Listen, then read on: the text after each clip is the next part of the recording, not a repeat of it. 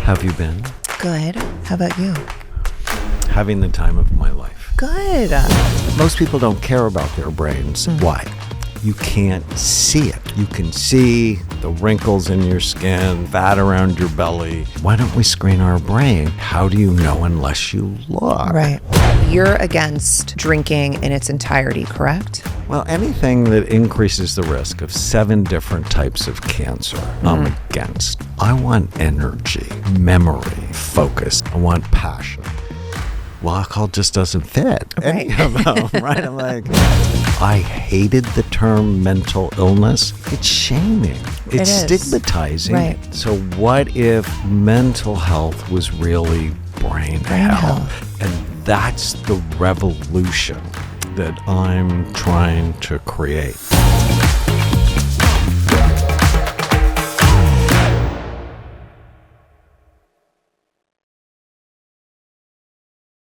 Welcome to Khloé in Wonderland. This is the podcast for real and raw conversations from the stories you haven't heard to the curiosities that we all share. Dr. Daniel Amen, world-renowned psychiatrist, brain expert, and #1 New York Times bestselling author is joining me today, and we are diving deep. He's scanned over 200,000 brains, worked with the biggest names in Hollywood and sports, and he's completely changed how we think about brain health. We're getting into it all: parenting, relationships, and yes, he's seen the inside of my brain. What did he find? What does it mean? And how can you rewire your brain to change your life?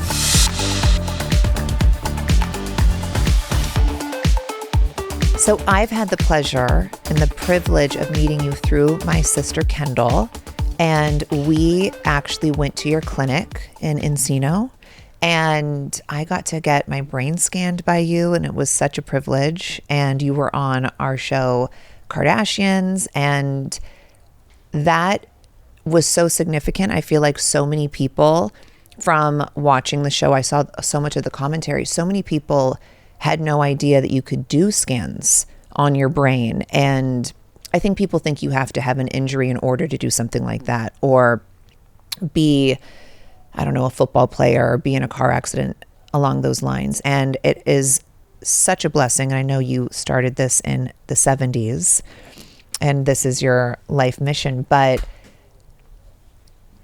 I don't know, what I really want to come across in this conversation is the importance of brain imaging. And I think I was listening to either your TED Talk or something else, and it really resonated with me that every other doctor, if they're a cardiologist, they're analyzing imaging of the heart. If they're an ear, nose, and throat doctor, they're looking at imaging for ear, nose, and throat, or checking down your throat visually. And you're the only type of doctor where they weren't doing brain scans. And you were like, well, how does that make sense? Why am I advising you or prescribing you medication, but I don't really know what part of the brain is hurting? And that, I don't know why I didn't realize that before until you said that. You said that so well. Did I? Oh my gosh, I felt like I fumbled that one. I mean, think about this. Psychiatrists are the only medical doctors who never look at the organ they treat. So last year, there were over 340 million prescriptions written for antidepressants without any biological data.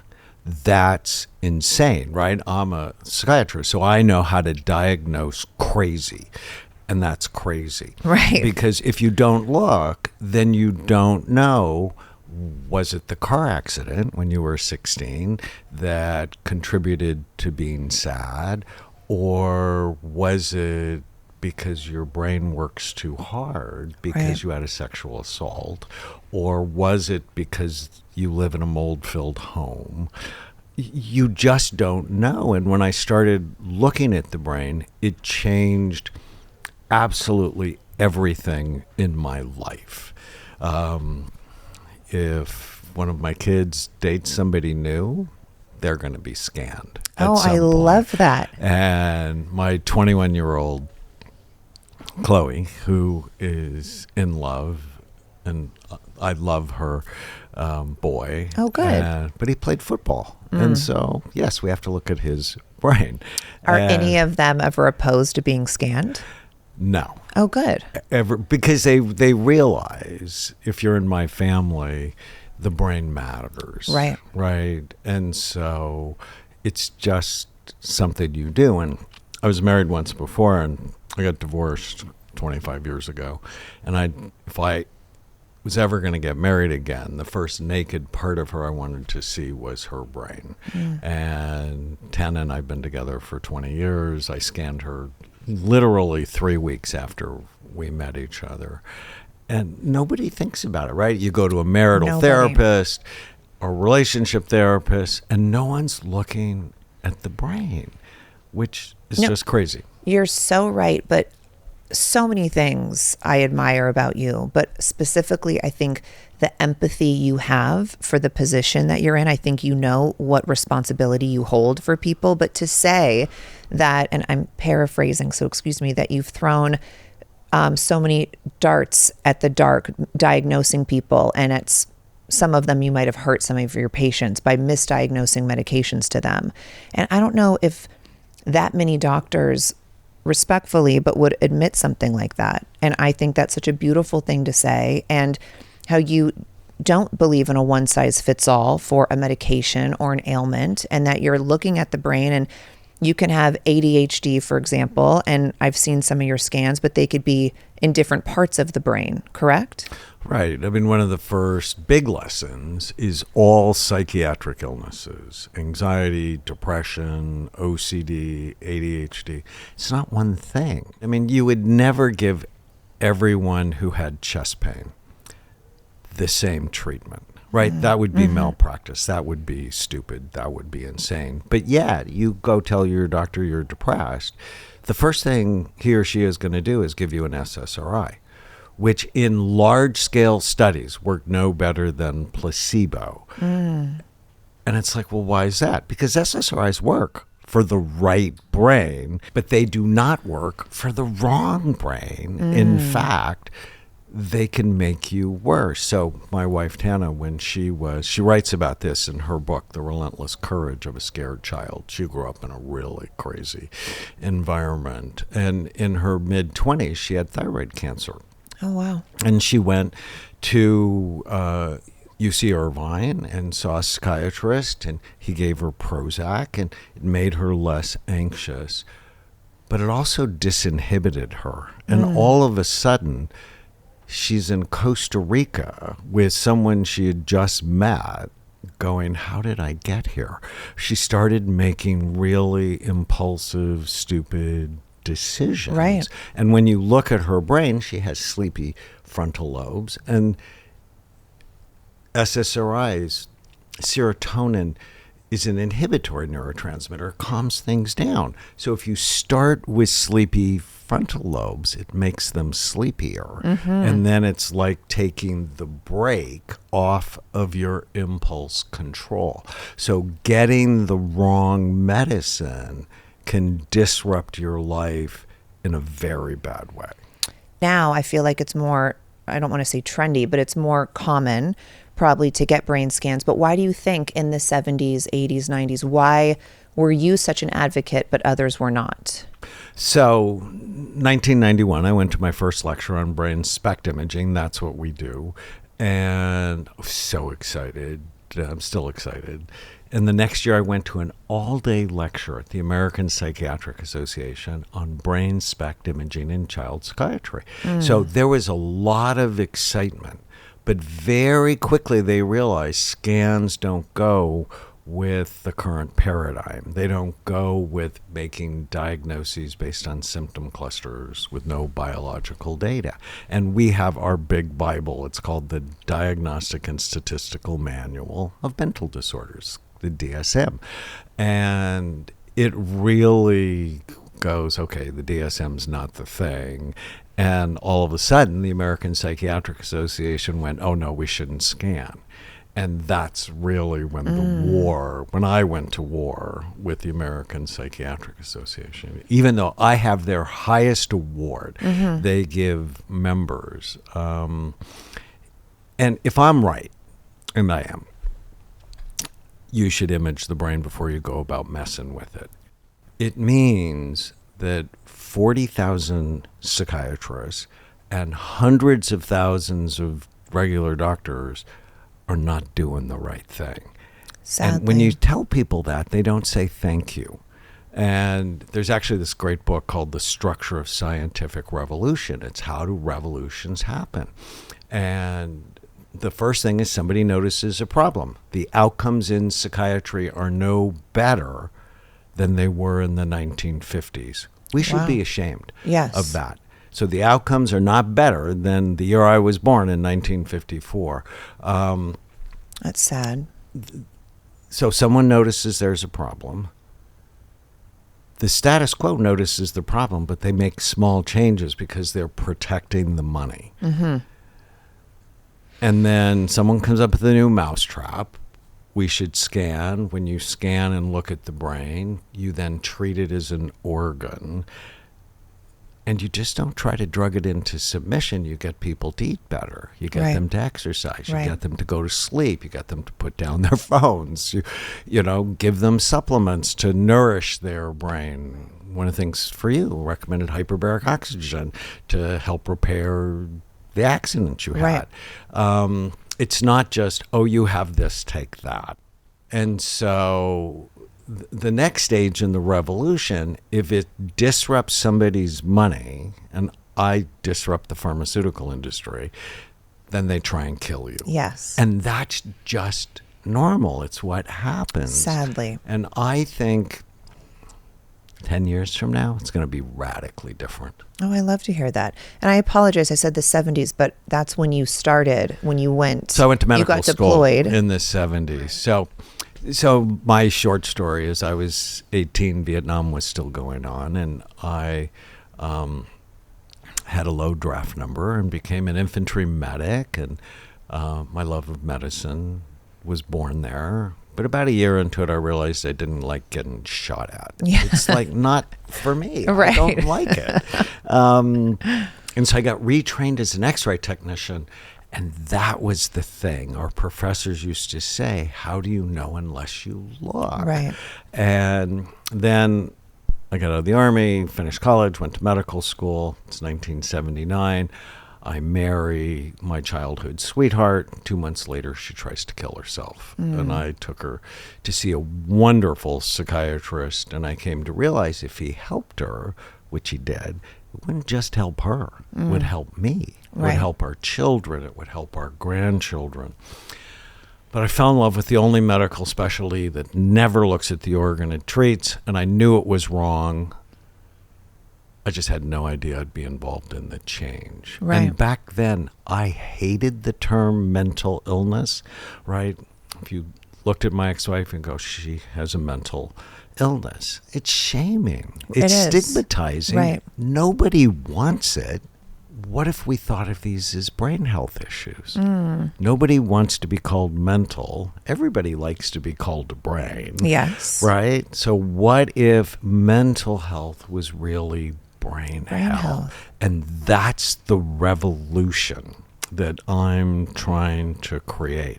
It's like, let's stop calling these things mental. They're create brain. It. Yeah. I had one of my young stars came into my office, and you know, sometimes they come, sometimes they don't. Sometimes they do what you say, mostly they don't. But he came into my office and he said, I think I get what you're trying to tell me. My brain is an organ like my heart is an organ. If you told me I had heart problems, I'd do everything you said. So I'm going to do everything you say. And then he just got better. And I'm so excited about changing the paradigm away from, you know, more money for mental health care as it's currently practiced. That's just going to get us deeper into this disaster we're in. But more money to create a brain health revolution. You know that feeling when you finally tackle a home project that's been haunting you? Maybe it's upgrading your furniture to actually fit your space or replacing that sad, saggy sofa that's begging for mercy. It's like giving your home a whole new personality. One that says, I've got it together, most of the time. And here's the ultimate home improvement hack. Wayfair. Yes, it's the hidden gem of home decor. Whether you're making a teeny tiny update like upgrading your worn out coffee table or totally overhauling your living room after being inspired by HGTV, Wayfair's got your back. I just grabbed a stunning new vanity for my bedroom, and let me tell you, the selection? Incredible.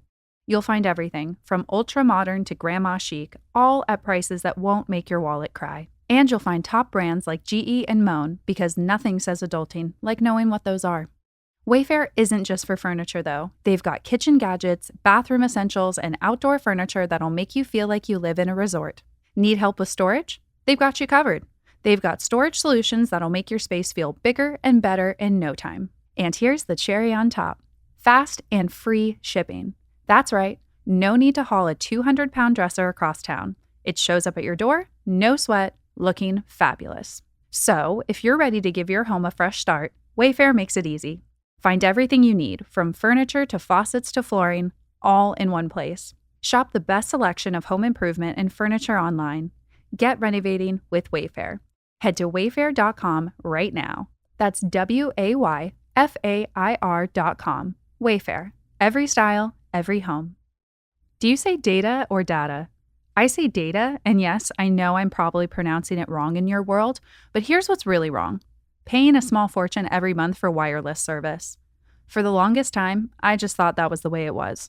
Overpriced plans and bad service. That's just part of the deal, right? That was until I found out about Mint Mobile. They offer premium wireless plans that start at just $15 a month. Yes, you heard me right, $15 a month. I was stuck in a never-ending toxic relationship with my old provider, paying way too much for service that was unreliable and laden with sneaky hidden fees. But Mint Mobile, I'm getting top-tier coverage on the nation's largest 5G network, minus the insane bill every month. Say goodbye to those bills that make you think you're paying for a private jet subscription. With Mint Mobile, you get high-speed data, unlimited talk, and unlimited text, all for a fraction of the price you're probably paying right now. No more hiding your phone bill in shame. And guess what? You don't even have to buy a new phone. Just bring in your current device, keep your number, and make the switch. Easy. So, if you're ready to stop getting robbed by your wireless provider, it's time to switch. That's 3 months of high-quality service for less than what you would spend on that one fancy coffee drink you just can't resist. No matter how you say it, don't overpay for it. Shop data plans now at mintmobile.com/Khloe. That's mintmobile.com/Khloe. Upfront payment of $45 for 3-month 5GB plan required, equivalent to $15 a month. New customer offer for first 3 months only, then full price plan options available. Taxes and fees extra. See Mint Mobile for details. I mean, it is interesting. Obviously, our heart's an organ, our brain's an organ, but you're right. There is not so much isolated attention on the brain as there is, are your arteries clogged? Do you have heart issues, stomach problems? I feel like we focus on all these other things, but our brain seems to be neglected way more than the other organs. At least that's the way I perceive it. And I went and took ear scan. It was so easy, if not almost enjoyable, because we had to do the online test and I had to beat the clock, and I'm very competitive. So I was like, no. And so for me, it was almost fun to do that part. But I still was like, I got to do better. And then I got scanned by you. What was that? 30 minutes? Mm-hmm. Yeah. It's not a long process to do whatsoever. Painless. Absolutely nothing like that. I played a video game, that I would say with my eyes, right? You did a CPT. So we started the IV because it involves a radiopharmaceutical that lights up your brain. Mm-hmm. And after we start the IV, you took a continuous performance test, mm-hmm. which is a 15-minute test of attention, which you actually scored well on. And woohoo. Every time you see a letter, you hit the space bar, except when you see the letter X. You have to inhibit that. But you feel like you're playing a game. It's not scary. And no, it's not scary. Instantly. We do little kids and old people, and we've now done 260,000 scans on people from 155 countries. Is that not incredible? But it starts a love affair with your own brain. And most people don't care about their brains. And in 1991, I didn't care about my own brain. I I'm a double board certified psychiatrist, board certified in general psychiatry, child and adolescent psychiatry. I was the top student in our neuroscience classes, and I didn't care about my brain. Why? You can't see it. Right. You can see the wrinkles in your skin or the fat around your belly, and you do something when you're unhappy with that. But the brain is one of the only organs we don't screen, right? Why don't we screen our brain, given that if you're blessed to live to 85 or older, you have a 1 in 2 chance of having lost your mind? Right? Wow. You have a 50% risk of being diagnosed with Alzheimer's disease or other forms of dementia just by being 85. Right. And I'm like, no, I'm not okay with that. Right? I love my 6 kids, but I never want to have to live with them. Right? I don't want them that we're taking his keys from him. We're going to put him in a Put him in a home. And if I heard properly, you can diagnose dementia or Alzheimer's 30 years prior to it actually happening. Like, you can see it from the scans that you do. And so is there a way to prevent it, even if it's detectable on a scan? Yes. Wow. So in 2005, I wrote a book called Preventing Alzheimer's with a friend of mine. And I got so much grief. It's like, no, you can't do that. No, you can't do it. Last year, The Lancet published an article that said 50% of Alzheimer's disease is preventable. Wow. And how do you prevent it?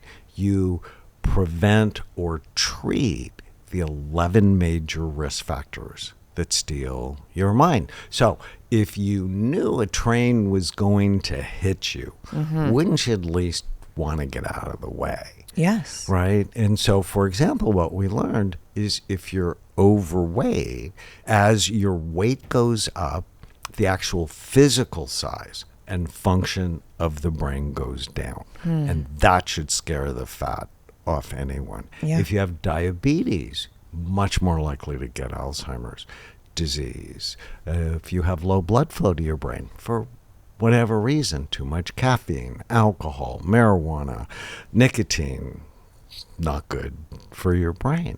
And so when you fall in love with your brain, you realize you have to treat it better. And I think COVID, and that was the reason I saw Kendall initially, because she got really anxious after she got COVID. Very and you could anxious. just see the inflammatory bomb that went off in her brain.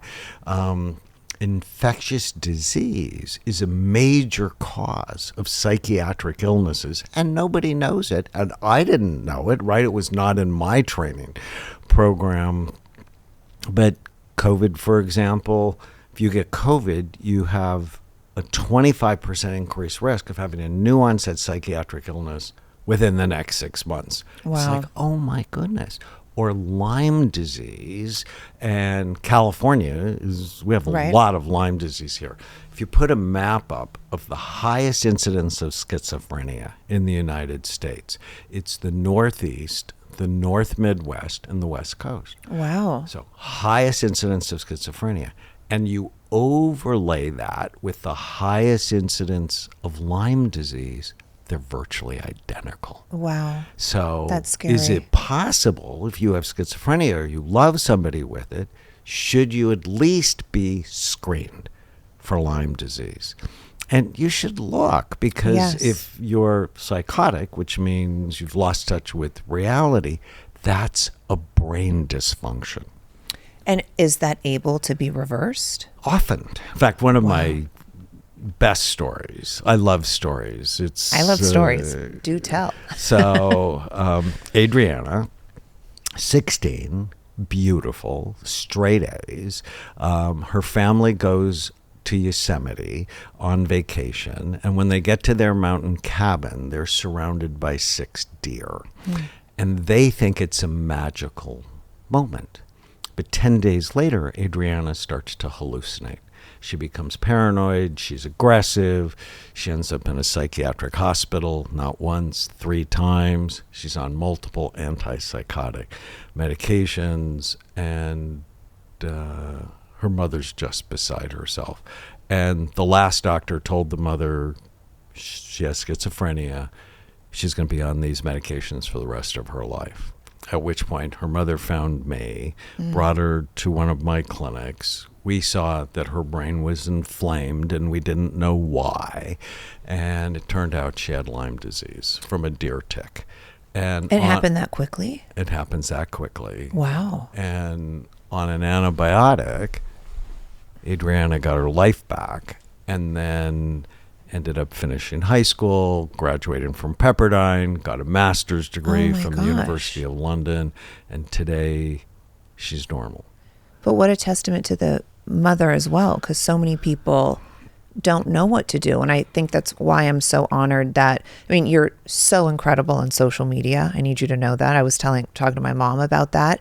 And it's so exciting that I get to have someone as knowledgeable and profound as you, but there's so many takeaways that people can receive from an episode like this because we understand what you're saying. And that's the same thing on your social media. It's so incredible how, yes, I know you know all the big words and all the medical terms, but you're so relatable. And there's so many takeaways that people can receive. And I think you make people feel safe with you.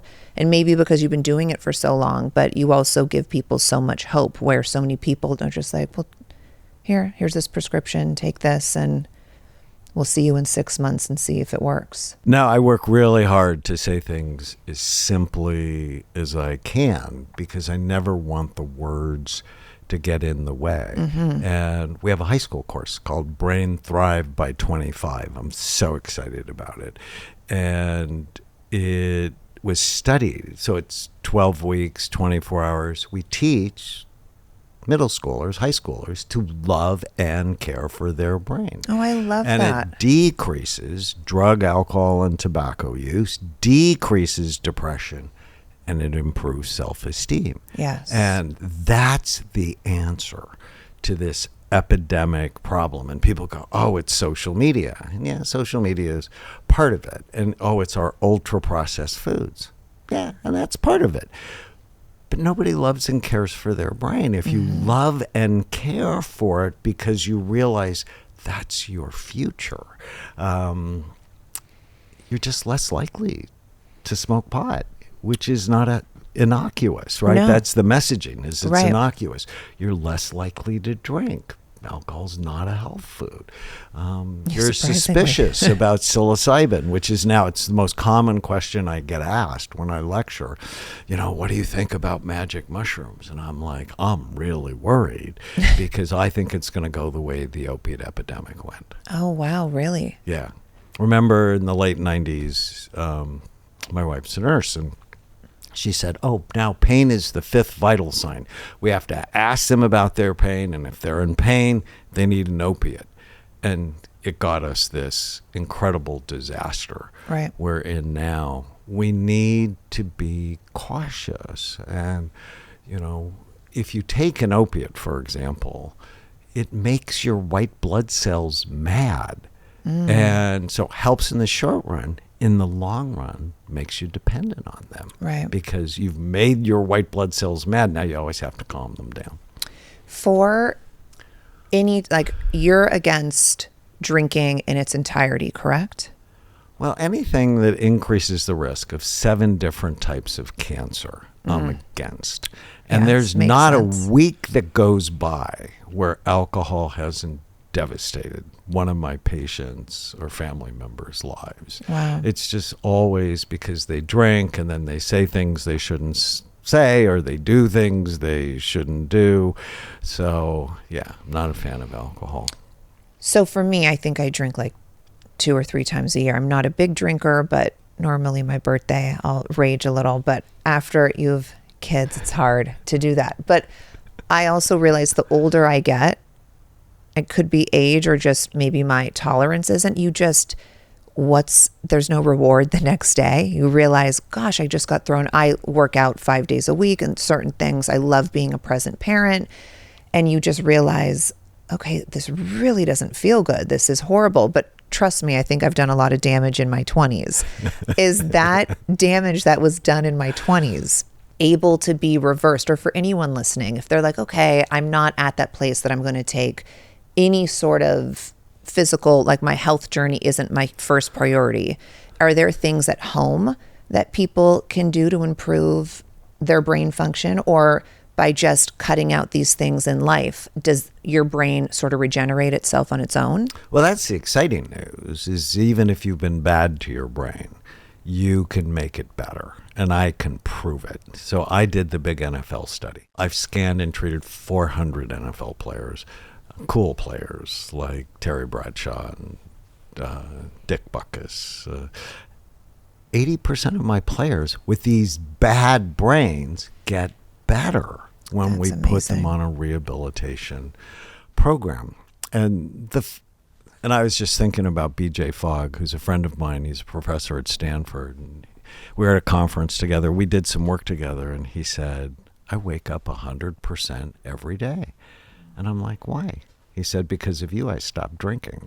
And so the question really becomes, with alcohol or other things that are not good for your brain, is what do you really want, right? If you really go inside and you go, what do I really want? And I want energy. I want memory. I want focus. I want creativity. I want connection. I want passion. Well, alcohol just doesn't fit any of them, right? I'm like, if I got a tattoo, I don't have any, and beware of them, right? New research on lymphomas and tattoos. Say it louder, because I do not want my kids to get tattoos. Yeah, so. But I have one, but I've done a lot of stupid I know things, my wife Dr. got Amen. one and like completely freaked me out. But it was like our daughter's birthday on the back of her Mine neck. is my dad's handwriting, and he passed away. So at least it's not like a. If I random got symbol. one, it would be, does it fit? Does my behavior fit the goals I have for my life? So with all of my patients, one of the first things I do is an exercise called the one-page miracle. On one piece of paper, write down what you want. What do you want Out of life? in your relationships? So if you're married, what do you want with your spouse, or you have a partner? What do you want with your children? What do you want with your family? What do you want with your money? What do you want with your work? What do you want with your physical, emotional, and spiritual health? What do you want? And then, does it fit? In my book, I brought you a copy. It's called you. Your Brain is Always Listening, one of my favorite books. I rewrote the 12-step program because, the addiction 12-step program was written in the 1930s, and there's no neuroscience in it. I didn't realize it was written that long ago. I assumed they would be updating it. No. Wow. And so I updated it. Okay. And so step one is admitting your life is out of control. And from a neuroscience perspective, I'm like, no, that's step two. Step one is, what do you want? Relationships, work, money, physical, emotional, spiritual health. Really get clarity. And then step two, my life is out of control, is real easy because it doesn't fit what you want. Right. Speaking of addicts, are you able, when you scan someone's brain, is there neurons that are going off if someone has an addictive personality? So I wrote another book called Unchain Your Brain, Breaking the Addictions That Steal Your Life.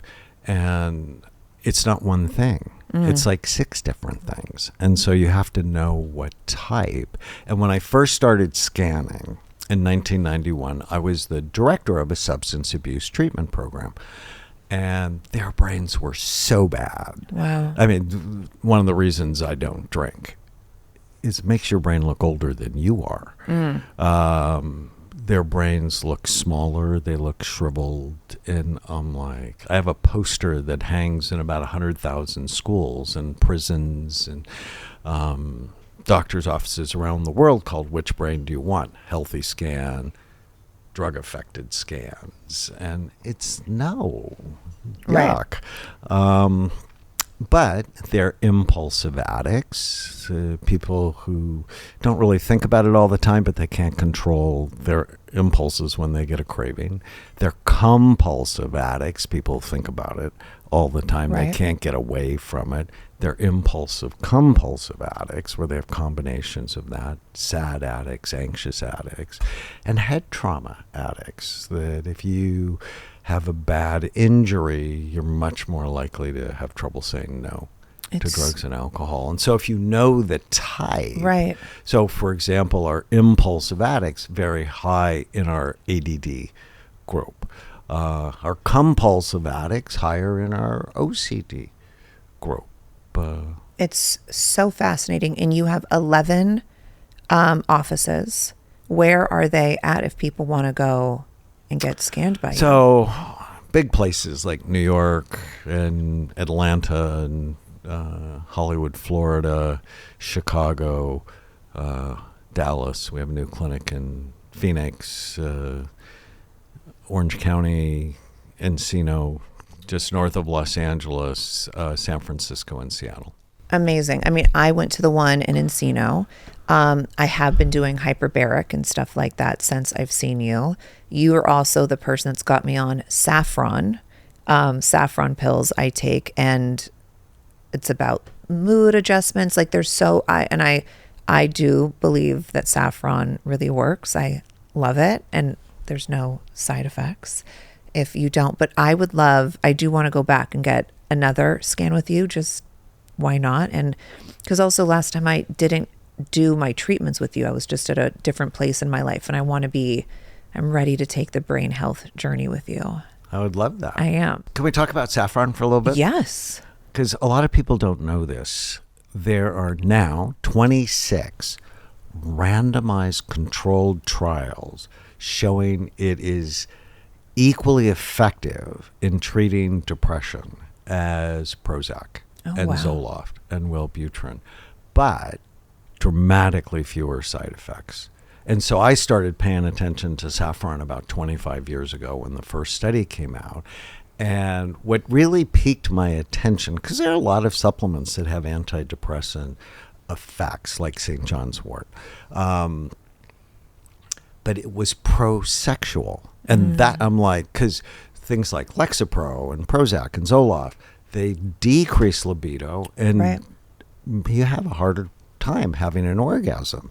And I'm like, no, I don't want to do that for my patients. Right. I want them to like me. I want their sex life to be better. And that could make you even more mess it up. Depressed. Right. And so I'm like, and then over the last 25 years, now there's 26 randomized controlled trials, helps with mood, helps with PMS, helps one study with hot flashes. It helps memory. 5 studies with Alzheimer's disease. It helps improve memory. There's 5 studies with ADHD. And I'm like, memory, mood, and sex. So we released Happy Saffron. That's the one we make February of 2020. So right before the pandemic. And I think it just got me through the pandemic. I think it got a lot of people through the pandemic. Yeah. But so there's folklore in Persia. If you're too happy, you must have had saffron. Well, that is the one that I take, is the Happy Saffron, and I love it. Picture this. You and your partner finally decide this is it. You're going on that dream getaway to Tulum you've been obsessing over for years. Ever since you created that half-baked Google Doc titled Best Beaches and Must-Hit Taco Spots. It's finally happening. The countdown is on. But where do you even start? Do you really want to spend your precious hours scrolling through a sea of reviews, comparing hotels, and stressing over restaurant options? Or would you rather have someone who just gets it? Someone who looks at you and says, here's your perfect boutique hotel with a rooftop pool. Oh, by the way, I got you a room upgrade and a spa credit. No big deal. Enter Fora Travel. That's right, travel agents are back. Seriously. Fora is the modern, cooler version. Think VIP perks, expert recommendations, and zero stress. Your Fora advisor is like your personal travel guru. They'll book the trip, handle every little detail, and make sure your driver actually shows up, even if your flight is 4 hours late.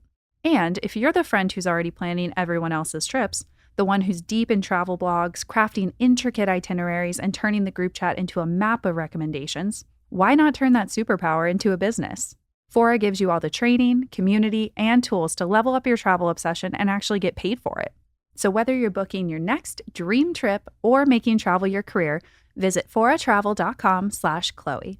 That's FORA travel.com/Khloe. Let them know we sent you, because great travel doesn't just happen, it's planned. So, Dr. Amen, I got a brain scan from you a few years ago, and I would love to go over the scans with you. I know you brought them in today.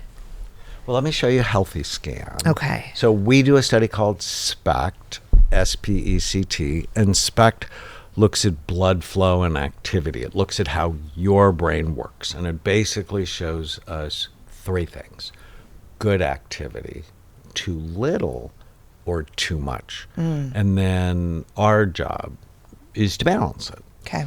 These images are looking at the outside surface, and here we're looking underneath the brain, down from the top, one side, then the other. And the color doesn't matter in these. It should just be full, even, and symmetrical. Okay. The images on the right, the color does matter. Blue is average activity. Red is the top 15%. White's the top 8%. Okay. So white's like the super active areas of the brain. And they should be here in the back, called the cerebellum.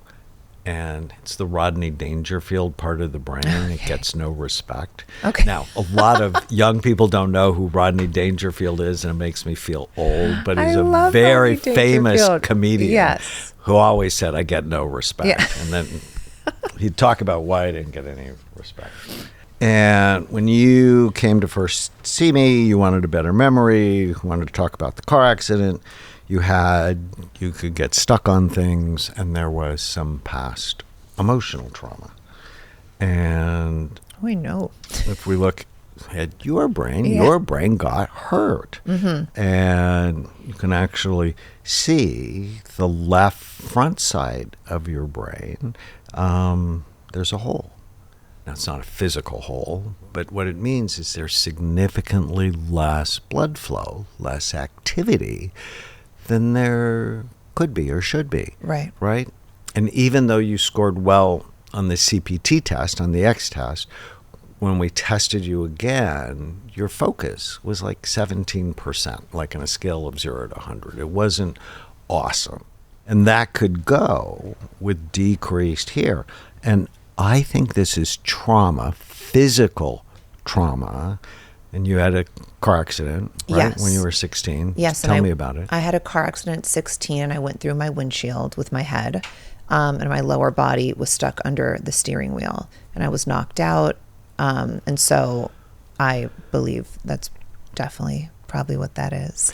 And a lot of people don't understand. If you go, "Hey, Daniel, what's the single most important thing you've learned from 260,000 scans?" Mild traumatic brain injury is a major cause of psychiatric problems, and nobody knows about it because nobody's looking at the brain. That one accident can literally change the trajectory of someone's life, because people who have concussions often develop something called Irlen syndrome, IRLEN, and those patients often have migraines. Do you have migraines? I do. I've suffered from them since the 6th grade, though. So prior to this. Yes. I think they could have been hormonal, but I take a medication for them, and it's literally changed my life because mine were debilitating. Like, I could not, if I got a migraine, I would have to cancel on you. I could never be under these lights. So I want you to learn about Irlen syndrome. So it was actually developed by Helen Irlen. She was a school psychologist. She realized that certain colors of the light spectrum disrupted brain function and caused people to look like they had ADD or learning problems or migraines. And often depth perception issues as well. And on my scans, they often have increased activity in certain parts of the brain. Wow. If you go to Irlen.com, there's a self-test you can take. Okay. And if you have it, I'll connect you Okay. with the Irlen Clinic. And it's Alexa, will you write that down so I could go to that site? something as simple as colored filtered lenses dramatically changes people's lives. That's incredible. Okay, I'm Yeah. going to do that. I have so many stories Okay. with Irlen. Okay, I'm going to do that. It's so helpful. But back to your scan, trouble in the front, and you hurt your opposite side temporal lobe, which could be involved in mood and memory and anxiety and irritability. And so likely what happened is your head hit the windshield, probably the left side of your head, but the force went toward the right side of your skull. So it was probably this kind of impact to your brain. I'm sure I've had a few head trauma situations. I mean, I think I even told you, like, I remember I slipped in a shower and like I cracked even some of my back teeth and I hit my head. I used to horseback ride. I've fallen off horses a few times. Things that I just don't put myself in those positions anymore. I obviously still shower, but I try, besides that, I try to wrap myself in bubble wrap. How old are your children? My daughter will be 7 in April, and I have a 2.5-year-old son. And he shouldn't play football. No, he will not. It's like the research is so clear, and we should not let him hit a soccer ball, or your daughter hit a soccer ball with their head. It's like, no. Tennis is great. Table tennis is the best. Coordination exercises, dancing, all of that is amazing. But we have to love our children's brains. Do you know I have a new book called Raising Mentally Strong Kids? I read about that in my notes, I think. Yeah. Tell me about your book. And in large part, we have to love and care for their brains and teach them. So there's a game. So I have a game. It's called Khloé's Game for my daughter. And is this good for your brain or bad for it? And if I would say avocados, she'd go 2 thumbs up, God's butter. Yeah. If I said blueberries, she'd put her little hands on her hips and go, are they organic? Because non-organic blueberries hold more pesticides than almost any other fruit. I'm like, of course they're organic. She goes, God's candy. I said, talking back to your redheaded mother. She goes, oh, very bad. Very Too bad. much stress. Yeah. I'm going to make my kids play that game. Yes, and you can still call it Khloé's Game. You can, see? Have you heard of EMDR before? I haven't. So I love it so much. I first learned about it in the early 90s. But a lot of people, when they've had trauma, they do everything they can to not think about it. Right. Right, to block it out. And when they get triggered, they drink or they smoke pot or do whatever. With EMDRs, you actually bring it up. And they have your eyes going back and forth. And it begins to integrate the trauma, connect it to other things in the past, and then it dissipates. Oh, wow. It's so cool. But is it like therapy that, you know, sometimes, I don't know if you've done therapy, but sometimes you will do therapy and you talk about. I've done therapy for a long time. And you know, sometimes that's what I do. You'll do, like, you'll talk about your traumas and then you're more upset about everything. So this does the opposite. Oh, okay. Is you bring it up and then it dissipates. I love that. And I always want my patients going into the pain rather than blocking the pain. Because when you suppress the pain with alcohol, it always comes back and rebounds it.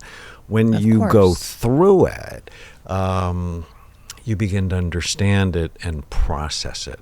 So I did a study on EMDR on police officers who all left work after they were involved in shootings. So they had emotional trauma. And average of 8 sessions, they all went back to work. And it calmed down the diamond in their brain. And for therapy, my favorite things to do: one, love your brain; two, stop believing every stupid thing you think. So I have a children's book called Captain Snout and the Superpower Questions. It's about killing the ants.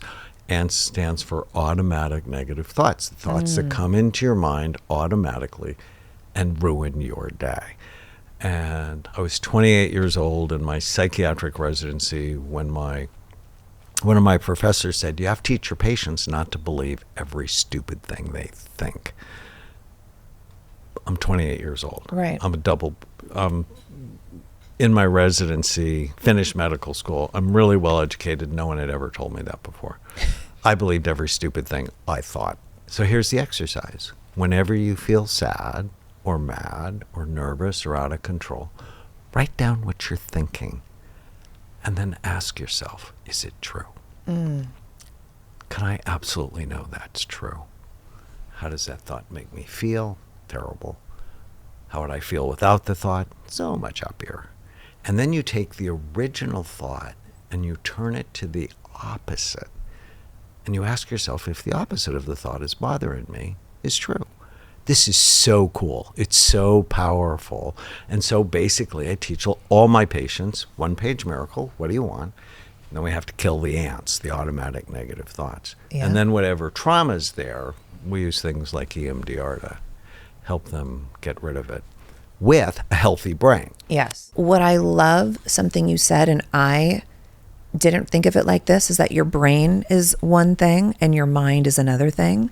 And I don't think a lot of people consider those to be two different entities, but they are. Can you talk about that a little bit? Well, your brain, the moment by moment physical function of your brain creates your mind. And if your brain's not right, your mind's not right. But if your brain is healthy, you still have to program your mind. And it's programmed by what you allow it to do. And if you're not really thinking about it and spending 3 hours on social media, TikTok's programming your mind. Yes. Or Facebook is programming your mind. Yes. So you want to be very careful because their goal is money. So they want mind share because then they can get into your wallet. And it's not necessarily good for you. No. Something I did last night, which is something that you do, is, well, I pray every night with my kids, and then I do my own adult prayers for me that's a non-negotiable every single night. But something that I implemented last night, and it's because of you, was the recounting the micro happies. I don't know what you call it, but the good things that happened to me that day from the smallest of the small.